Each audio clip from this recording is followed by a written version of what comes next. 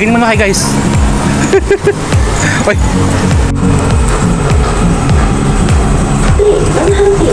Platform 3 menuju ke Putrajaya Central. The arriving train at Platform 3 towards Putrajaya Central.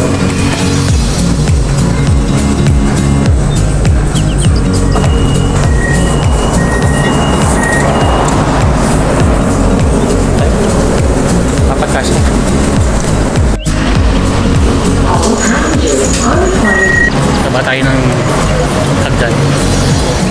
Hagdan lang kayo dyan guys. Sa airport lang kayo. Saan tayo? Saan una? Diyan sa putra mo. Tayo sa mosque muna mauna.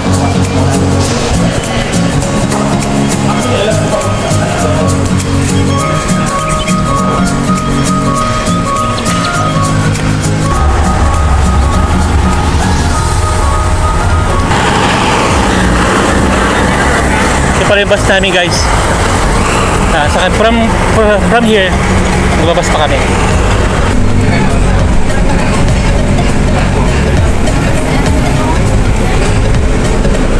Ito ko yan saan?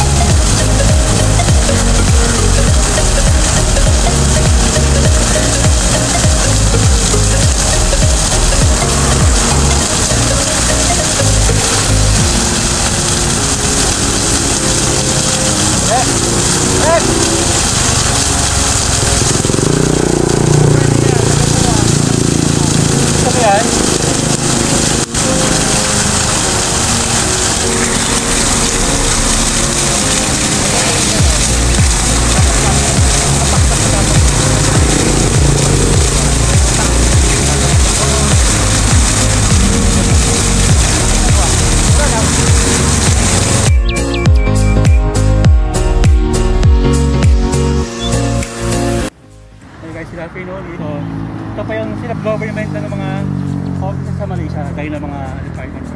If you can check on that area, ito lang guys yung mga offices. Ito yung kanilang Pink Mosque. Diyan po nakatira yung kanilang Prime Minister. Diyan sa pink na yan. Sa gitna pala. So lumalakad kami with my friends. Wrong information ka talaga. Ito pala yung bahay na ito yung kumaga sa Philippines, Malacanang Palace. Si Prime Minister Anwar Ibrahim. Walk. Ito yung lake. Uy, lumalakas yung diba? So ito nga po guys yung Silip government ng Malaysia. Ito yung parang Malacanang Palace sa Pilipinas. Diyan nakatira yung kanilang Prime Ministers. Nakalagay yung Putrajaya. Ano siya, malaking compound siya guys, pabilog. Lahat ng kailang mga government offices ay dito po naka-house sa palaking area to. Tapos ito nga po yung kailang Pink Mosque sa likod yan. Kaso close na rin yan, hindi na kami makapasok eh. So tamang tingin na lang kami, tsaka tamang selfie na lang. Tapos may mga bus sa loob na pwedeng sumakay dyan,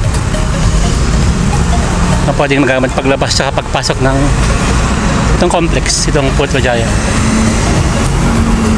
Siyang ibang mga kaibigan ko, hindi ko sila, mga nag-selfie sila, nag-video sila. Kasi may magandang bridge dito guys eh. Ito, samahan nyo ako. Papakita ko sa inyo yung malaking bridge. Ano siya, lake lang na may fountain sa gitna. Puntahan natin. Ayun siya guys oh. Magandang bridge. Ayun siya. Ito yung lake. Tapos ito yung fountain sa gitna. Ayan. Hindi yung lugar. Tamang pwede mag-chill, mag-relax.